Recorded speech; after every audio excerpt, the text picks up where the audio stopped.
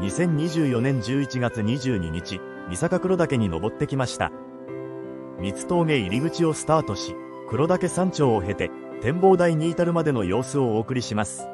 距離 3.5 キロ、標高差783メートル、コースタイム2時間50分、要所は等速、それ以外は5倍速、ノーカットでお送りします。はい、本日は11月22日、ここは三ツ峠入口ですね。で本日は御坂黒岳に登るべく来ています。で先ほどまで河口湖の紅葉の散策をして、これからは登山に切り替えということですね。引き続き好天が続いています。で前回はここを左から行ったと思うんですけど、今回は御坂峠経由で行ってみましょうかね。はい、で、10時56分ですね。じゃあ行きましょう。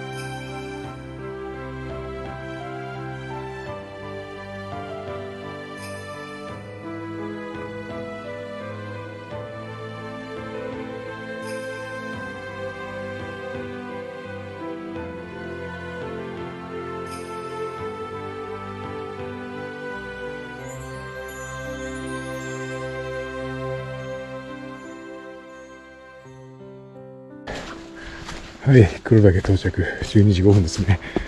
ここは、ご覧の通り、眺望がないんで、ここに富士山、河口湖が一望できる場所ありというところに行ってみましょうかね。はい、近くです。じゃあ行きましょう。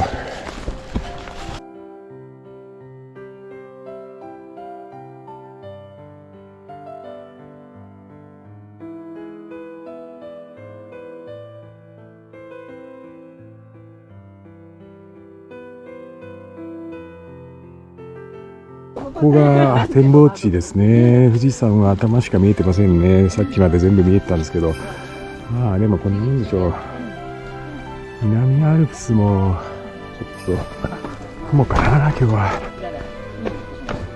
うん。多分朝は見えてたんでしょうね。今は、雲ですね。